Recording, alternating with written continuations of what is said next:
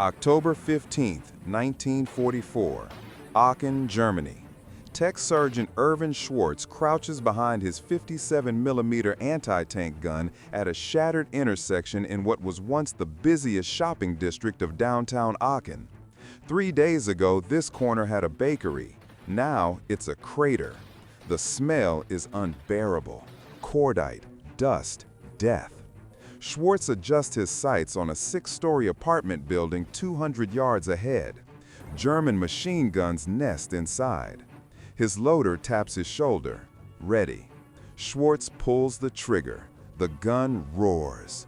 The shell punches through brick like tissue paper, detonates inside, and the top 3 floors collapse into the street below. Schwartz doesn't celebrate. He's already lost 3 of his best friends in this city. Men who survived North Africa, Sicily, Tunisia, France, Belgium, all dead on these cursed streets. This is the Battle of Aachen, the first city in Hitler's Reich to fall to American forces, and it will cost more than anyone imagined. By autumn 1944, the war in Europe had reached Germany's doorstep. Paris was liberated. The Seine was crossed. American and British forces had raced across France faster than anyone predicted, 233 days ahead of schedule. But now, at the western border of the Third Reich, the advance ground to a halt. Not because of exhaustion, not because of supply lines, but because of a single ancient city, Aachen.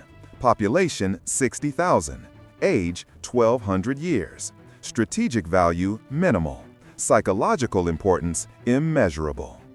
Aachen was the birthplace of Charlemagne, the founder of the Holy Roman Empire, what Adolf Hitler called the First Reich. 32 German emperors had been crowned in its cathedral, and now, in October 1944, it stood as the gateway to the industrial heart of Nazi Germany, the Ruhr Basin, the first city on internationally recognized German soil. Hitler's orders were absolute. Hold Aachen, die for Aachen. Lieutenant General Courtney Hodges commanded the U.S. First Army. His mission was clear: break through the Siegfried Line and drive toward the Rhine River, 50 miles east. But Aachen blocked the path. Hodges initially hoped to bypass the city entirely, let it wither on the vine. But reconnaissance revealed the impossible. The terrain north and south of Aachen funneled all movement directly through the city. There was no way around. Worse, the city sat nested between 2 massive defensive networks, the Scharnhorst Line to the west and the Versailles Line to the east. Both were part of the Siegfried Line, Hitler's answer to France's Maginot Line. 390 miles of fortifications stretched along Germany's western border. Around Aachen, those fortifications ran over 10 miles deep. Concrete pillboxes, steel bunkers, minefields, barbed wire, and the infamous Dragon's Teeth. Thousands of pyramid-shaped concrete obstacles designed to stop tanks dead. Hodges understood the truth. Aachen wasn't just a city, it was a fortress. The Siegfried Line had been built in the late 1930s when Hitler still pretended he wanted peace. It was called the West Wall by the Germans. By September 1944, Field Marshal Gerd von Rundstedt had reinforced it with 230,000 troops. On paper, he commanded 48 infantry divisions and 15 panzer divisions. In reality, most were under strength. Many divisions had been decimated in France. But they had one advantage: terrain. The Americans would have to assault uphill, through forests, across rivers, into cities with narrow medieval streets. The defenders could see everything. The attackers could see nothing. One German general later wrote in his memoir, "We knew the Americans had superior numbers, superior tanks, superior air power. But in Aachen, none of that mattered. The city would be their graveyard." He was almost right. On October 2, 1944, the assault began. Hodges committed 2 veteran divisions, the 1st Infantry Division, the Big Red one, and the 30th Infantry Division. Together, they fielded roughly 30,000 men. Their objective? Encircle Aachen from the north and south, then squeeze. Cut off the garrison inside. Force surrender. Avoid urban warfare if possible. Major General Clarence Hubner commanded the 1st Division. He was a hard man, a veteran of World War I. He'd seen the Meuse-Argonne. He knew what urban combat cost. His plan was methodical. The 18th Infantry Regiment would attack from the southeast, securing the high ground around Crucifix Hill and Observatory Hill. Meanwhile, the 30th Division would drive from the north, pushing through the coal-mining towns of Würselen and Badenburg. If both wings linked up east of Aachen, the city would be surrounded. The German garrison would have two choices: surrender or starve. But the Germans had other plans. Defending Aachen was General Friedrich Kuchling, commander of the 7th Army's 81st Corps. He had roughly 18,000 troops spread across 4 divisions. Most were under strength. Many were Volksgrenadiers, conscripts, teenagers, old men. But they were dug in, and they were motivated. Kuchling placed the 246th Volksgrenadier Division directly inside Aachen city limits. The 49th and 183rd Infantry Divisions held the northern approaches. The 12th Infantry Division anchored the southeast. And to stiffen the defense, Field Marshal Walter Model, one of Hitler's most aggressive commanders, personally arrived at Kuchling's headquarters. Model's message was blunt. Every day you hold Aachen is a day we gain elsewhere. Make them bleed. Model wasn't thinking about Aachen. He was thinking about the Ardennes, about Hitler's secret counteroffensive, about buying time. The Americans didn't know it yet, but Aachen was a delaying action, a trap, a calculated sacrifice. The American assault opened with an artillery barrage unlike anything the city had seen. 11 battalions of howitzers and heavy mortars pounded German positions for over an hour. The earth shook, buildings collapsed, fires erupted across the skyline. Then came the infantry. The 18th Regiment attacked Crucifix Hill and Verlaudenheid Ridge on October 8th. German resistance was fierce but disorganized. The 18th captured Verlaudenheid by dawn, but progress was measured in yards. The thick Siegfried Line fortifications absorbed punishment like a sponge. Each pillbox had to be reduced individually. Engineers crawled forward under fire, planted satchel charges, retreated, detonated. Move to the next pillbox, repeat. By October 11th, American forces had nearly encircled Aachen. The noose tightened. Inside the city, panic spread among civilians. Thousands tried to flee east toward the Rhine, but the roads were clogged. Artillery shells rained down. Many never made it out. On October 10th, Hodges decided to offer terms. He drafted an ultimatum addressed to Aachen's garrison commander, Colonel Gerhard Wilk. The message was clear: surrender within 24 hours or the city will be destroyed. Wilk received the ultimatum at his headquarters in the city's massive air raid shelter on Rutzerstrasse. He read it once, then tore it up. He sent no reply. Hodges waited the full 24 hours. Silence. On October 11th, he gave the order: destroy Aachen. The bombardment began at dawn on October 12th. 300 fighter bombers screamed over the city in waves, dropping 500-pound bombs on pre-selected targets. 169 tons of high explosives fell on the old city center in a single day. The medieval cathedral, Charlemagne's Cathedral, shuddered but held. Everything around it disintegrated. By nightfall, 85% of Aachen's buildings were damaged or destroyed. The city became a moonscape of rubble, craters, and fire. Then came the infantry. The 26th Infantry Regiment, part of the Big Red One, received the toughest mission: clear the city center. 2 battalions, roughly 2,000 men, supported by a handful of Sherman tanks and a single self-propelled 155mm howitzer. Their enemy? Colonel Wilk's garrison, now surrounded but defiant. The urban warfare began on October 13th. The 26th advanced street by street, block by block, building by building. Every intersection was a kill zone. Every cellar hid Germans. every window could hold a sniper. The fighting was intimate and horrifying. Soldiers lobbed grenades into rooms before entering. Engineers blasted holes through walls to avoid streets. Tank crews fired directly into buildings at ranges under 50 yards. The self-propelled howitzer, a massive gun designed for indirect fire, became a battering ram. It rolled up to German strongpoints and fired point blank. The concussion alone killed defenders inside. Entire buildings collapsed. Tech Sergeant Irvin Schwartz was there. He commanded a 57mm anti-tank gun crew with the 26th.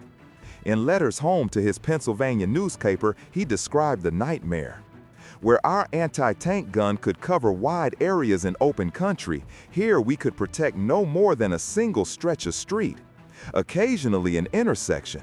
The very same intersection that weeks ago was a busy shopping district. All the advantages of war are against us. Schwartz watched friends die in ways no training prepared them for. One man left his foxhole at night to relieve himself, never came back. Sniper? Mine?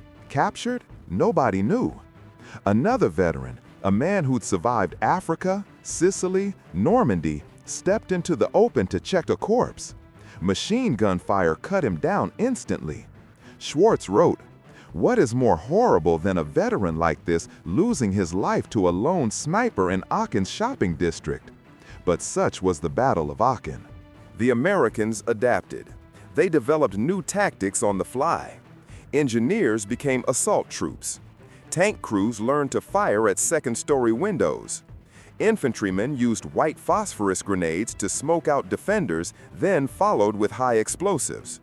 The most effective weapon proved to be the 155mm howitzer. Crews would identify a German strongpoint, usually a fortified building or bunker. The gun would roll forward, often under fire. Aim, fire. The shell, weighing 95 pounds, would punch through walls, penetrate deep into the structure, and detonate. The blast overpressure alone was lethal. One round could collapse 3 floors. After each shot, engineers rushed in to set booby traps in the ruins, preventing Germans from reoccupying the position. It was brutal, methodical, effective, and exhausting. The 26th advanced roughly 300 yards per day, at a cost of dozens of men per block. Inside the city, Colonel Wilk coordinated the defense from his bunker beneath Rucherstrasse. By October 15th, his situation was desperate. He'd lost contact with most outlying units. His garrison had been compressed into a shrinking pocket around the Kurhaus Spa district and the Hotel Quellenhof. Ammunition was running low. Food was nearly gone. Water mains were destroyed. But Wilk refused to surrender. He issued a new directive to his men on October 19th. The defenders of Aachen will prepare for their last battle. Constricted to the smallest possible space, we shall fight to the last man, the last shell, the last bullet, in accordance with the Führer's orders. Wilk moved his headquarters into the Hotel Quellenhof itself, a luxury spa hotel that now served as his command post. The hotel's billiard room became a machine gun nest. The beauty parlor held ammunition. The children's dining room was fortified with sandbags and steel plate. This would be the last stand. The Americans knew where Wilk was. Intelligence had pinpointed the Hotel Quellenhof. On October 20th, the final assault began. Elements of the 26th Infantry Regiment, supported by tanks and engineers, advanced toward the hotel from 3 directions. German resistance intensified. Defenders poured machine gun fire from every window. Panzerfaust teams knocked out 2 Sherman tanks, but the Americans kept coming. The 155mm howitzer rolled into position 300 yards from the hotel. The crew loaded, aimed at the main entrance, fired. The shell obliterated the front doors, collapsing the entryway. Dust and smoke obscured everything. American infantry rushed forward, grenades ready. Inside, hand-to-hand combat erupted, room by room, floor by floor. Bayonets, rifle butts, pistols at point-blank range. By late afternoon, the Americans controlled the ground floor. Wilk and his staff retreated to the basement. At 5:30 in the afternoon on October 21st, Colonel Wilk made his decision. He was out of ammunition, out of food, out of options. He sent an officer with a white flag to negotiate terms. The Americans accepted his surrender. Wilk emerged from the hotel basement with the remnants of his garrison, roughly 300 men, many of them wounded. He was exhausted, defiant. When American officers asked why he held out so long, Wilk replied through an interpreter, "I followed my orders, as a soldier must." Later, in prisoner interrogations, Wilk elaborated. A German intelligence officer recorded his words. "I believed every hour we held Aachen was an hour the Reich gained. I knew we could not win, but I could delay. I could make them pay." He succeeded. The Battle of Aachen lasted 19 days. It cost the Americans over 7,000 casualties, roughly 5,000 wounded and 2,000 killed or missing. German losses exceeded 5,000 dead and wounded, plus 5,600 taken prisoner. But the numbers don't capture the brutality. The 1st Infantry Division alone suffered at least 1,350 casualties, 150 killed, 1,200 wounded. The 30th Division lost roughly 3,000 men, killed and wounded. Entire companies were reduced to platoon strength. Battalions were decimated. Tech Sergeant Schwartz wrote home, "I lost 3 of my very best pals. All were old soldiers who faced the Germans in North Africa, Tunisia, Sicily. They came through France and Belgium unscratched, and they died here, on a street corner, in a shopping district." The psychological toll was immense. Soldiers who'd fought across Europe, men who'd stormed Omaha Beach, liberated Paris, described Aachen as the worst combat they'd ever experienced. The city was worse than hedgerows, worse than forests, because in Aachen, death came from everywhere, above, below, behind. There was no safe place, no rest, only rubble and corpses. The ruins of Aachen told the story. By October 21st, 85% of the city lay in ruins. Out of every 100 buildings, only 15 remained intact. The medieval cathedral still stood, its walls scarred by shrapnel but defiant. Around it, entire neighborhoods had been erased. Streets were impassable, choked with debris. Craters pocked every intersection. The smell, a mix of high explosives, smoke, decay, hung in the air for weeks. German civilians emerged from cellars like ghosts, pale, starving, traumatized. Over 50,000 had fled before the battle. Those who remained, perhaps 5,000, had lived underground for 19 days, listening to the city die above them. American soldiers shared rations with children. Medics treated wounded civilians alongside their own troops. War correspondents photographed the devastation. One wrote, "Aachen is a corpse of a city, a monument to what happens when armies collide in urban terrain." But the victory mattered. Aachen was the first city on German soil to fall to the Allies. The psychological impact resonated across both sides. For the Americans, it was proof. The Wehrmacht could be beaten. The Siegfried Line could be breached. Germany itself was vulnerable. For the Germans, it was a harbinger. If Aachen, an ancient, fortified, symbolically critical city, could fall, what hope remained? Hitler was furious. He demanded explanations. He ordered courts-martial.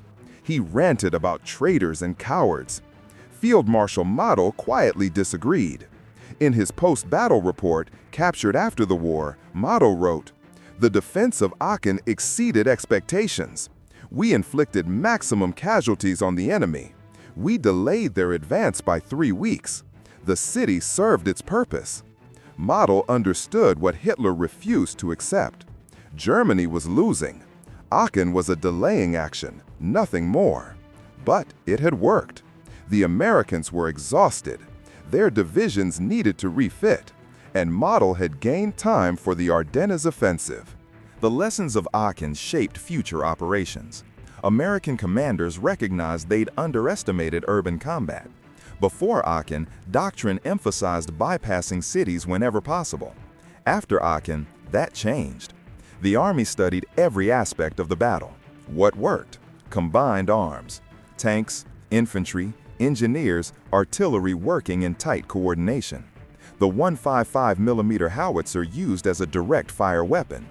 Engineers leading assaults, not following. White phosphorus for obscuration and psychological effect. What failed? Over-reliance on air power. Bombs destroyed buildings but rarely killed dug-in defenders. Lack of specialized equipment. No flamethrowers, no dozer tanks to clear rubble. Insufficient engineer support. And most critically, the assumption that urban warfare would be quick. It wasn't. It was slow, grinding, and lethal. The Battle of Aachen taught the U.S. Army how to fight in cities. Those lessons would be applied in Germany's next urban battles, Cologne, Munich, Berlin itself. Von der Perspektive Aachen bot Defeat und Vindikation. Defeat, weil Hitlers Order zu halten die Stadt an allen Kosten hatte fehlt. Vindikation, weil die Defense hatte sich über Erwartungen erhöht. General Koschling, who commanded the 81st Corps, survived the war and testified at length about Aachen. His words, recorded by American historians, reveal the German mindset. "Wir did not expect to hold Aachen indefinitely. Field Marshal Model made that clear. Our mission was delay. Every day, every hour we held this city was a day the Americans could not advance towards the Ruhr. We succeeded." Kochling estimated, dass die Defense kostete die Amerikaner 3 Wochen von Operationalzeit. 3 Wochen Model used, die Ardennes-Counteroffensive zu präparieren. But Kochling also acknowledged the cost. His divisions were shattered. Die 246th Volksgrenadier Division ceased zu existieren als fighting force. Die 49th und 12th Divisions were pulled from the line to rebuild. Thousands of experienced soldiers were dead or captured. Colonel Wilk became a controversial figure in post-war Germany. Some viewed him as a hero who followed orders and fought honorably. Others saw him as a fanatic who needlessly prolonged suffering. Wilk himself never apologized. In a 1963 interview, he reflected, "I was a soldier. I had orders. I followed them. Would I do it differently? No, because the moment a soldier decides which orders to follow and which to ignore, he ceases to be a soldier. He becomes something else." His words revealed the tragedy of Aachen. Thousands of men, American and German, fought and died for a city of no strategic value. They fought because orders demanded it, because duty required it, because in war, individual lives are subordinate to military objectives. Aachen was neither a heroic last stand nor a pointless slaughter. It was both. It was war. Tech Sergeant Irvin Schwartz survived Aachen. He fought through the rest of the war, the Hürtgen Forest, the Battle of the Bulge, the final drive into Germany. He returned home to Pennsylvania, married, raised a family. But Aachen haunted him. In letters and interviews decades later, he returned to those 19 days again and again. "I've thought about Aachen every day since," he told a local newspaper in 1994, on the 50th anniversary. "I think about the friends I lost, the Germans we killed, the civilians caught in the middle. I think about the rubble and the smell and the sound of that 155 gun firing point blank into buildings. I think about whether it was worth it. Was it worth it? The question has no easy answer. Strategically, Aachen opened the path to the Ruhr. Psychologically, it proved Germany could be beaten on its own soil. But the cost, 7,000 American casualties, 5,000 German casualties, 50,000 displaced civilians, a city destroyed, demands we ask, could it have been done differently?" Historians debate this still. Some argue the Americans should have bypassed Aachen entirely, isolated it, and let the garrison wither. Others contend the Siegfried Line fortifications made bypassing impossible. Any advance leaving Aachen in German hands would have exposed flanks and supply lines to constant attack. The truth likely lies between extremes. Aachen had to be taken, but the method, frontal assault into urban terrain, maximized casualties on both sides. A longer siege might have compelled surrender without the street-by-street bloodshed, but longer meant delay. And in October 1944, Allied commanders believed speed mattered. They believed the war might end by Christmas. They were wrong. The Ardennes offensive proved that. But in October, optimism ruled. Aachen paid the price for that optimism. The physical city of Aachen recovered slowly. Reconstruction took decades. The medieval cathedral was restored stone by stone. The city center was rebuilt in modernist style, erasing much of the old architecture. Today, Aachen is a prosperous German city of 250,000. Tourists visit the cathedral. University students fill cafes. Trams glide down wide boulevards.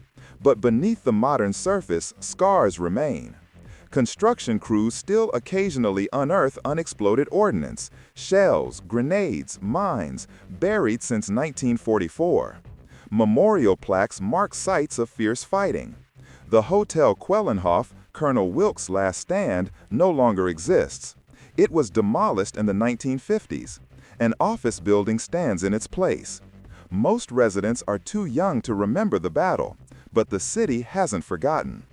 Every October, veterans groups from America and Germany gather at the cemetery to honor the dead. Enemies once, now, together, they remember. The strategic impact of Aachen extended far beyond the city limits. Its capture demonstrated that the Siegfried Line was not impregnable.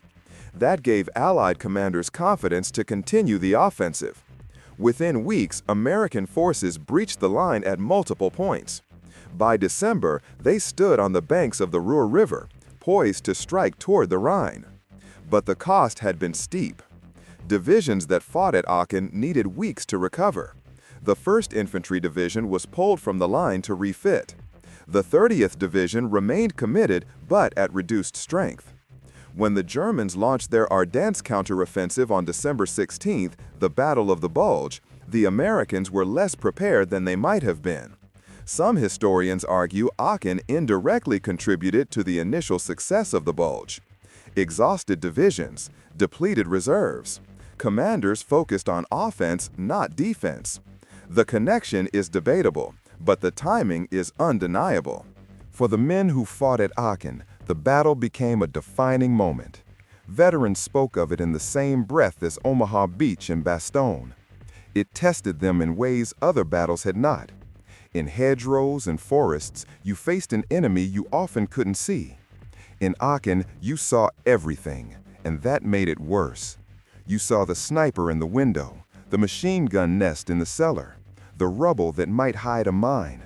You saw civilians, old men, women, children, trapped in the crossfire, waving white flags, begging for mercy. You saw your friends cut down by fire from buildings you thought were cleared. You saw the city die, block by block, and you knew you were the instrument of that death. That knowledge stayed with the survivors long after the guns fell silent. Die deutschen Soldaten, die verteidigten Aachen, carrieten ihre eigenen Bürden. Many wären captured und spenden Jahre in POW-Camps. Andere escaped east, um nur zu die in den finalen Battles des Wars. Ein Für survived to tell their stories.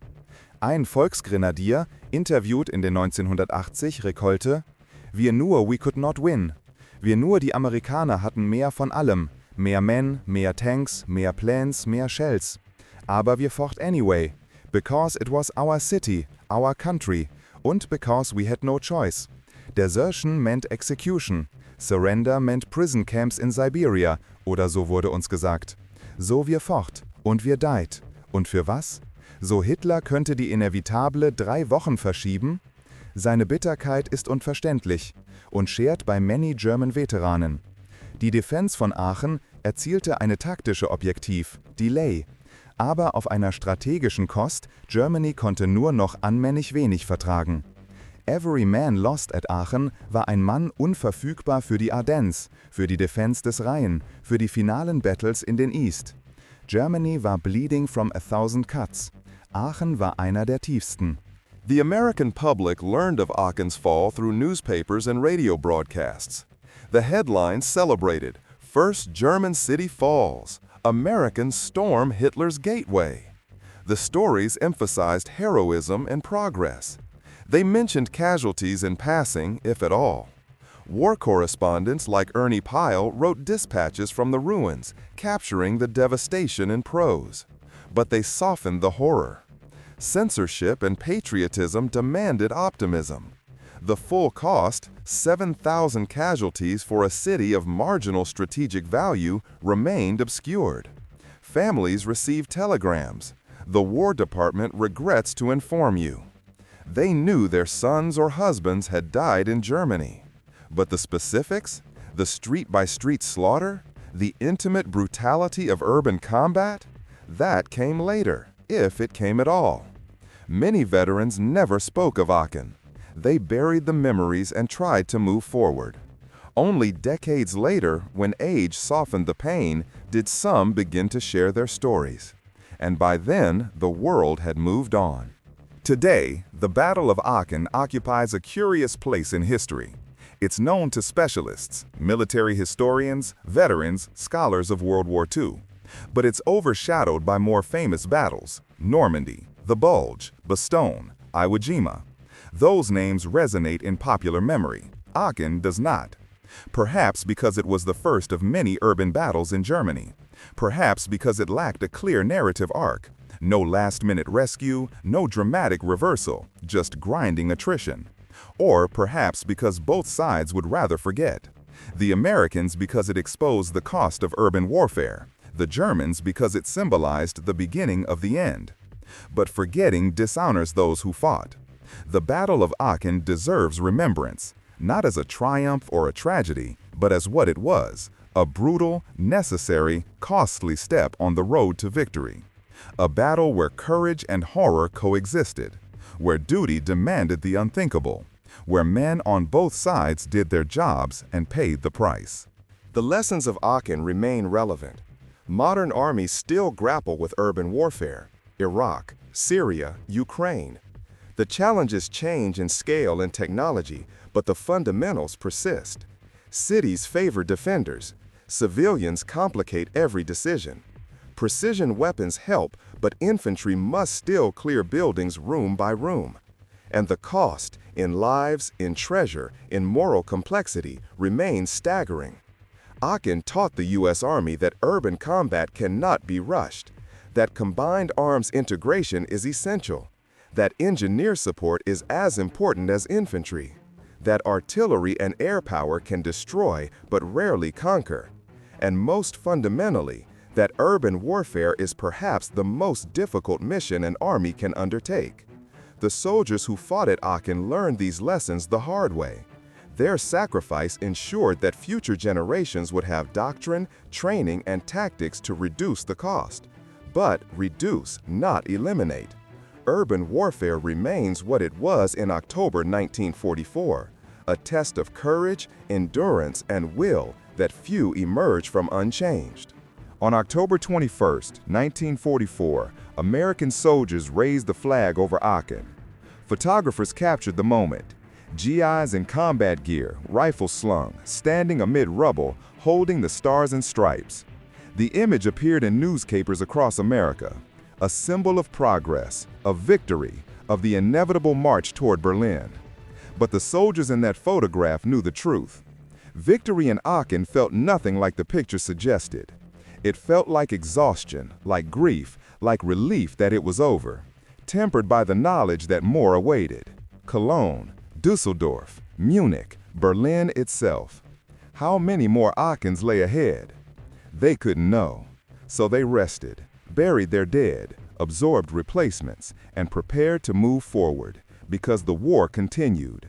And Aachen, for all its cost, was just one city, one battle, one step on a road that would end only in Germany's complete surrender, 6 months and 1 million casualties later. The first city has fallen. The gate to the Reich stands open. But the price is written in blood on every street corner. 19 days, 7,000 American casualties, a city erased. And ahead, the hurting forest waits in darkness. The Rhine flows cold and wide. Berlin burns on the horizon. The boys who fought in Aachen know what's coming.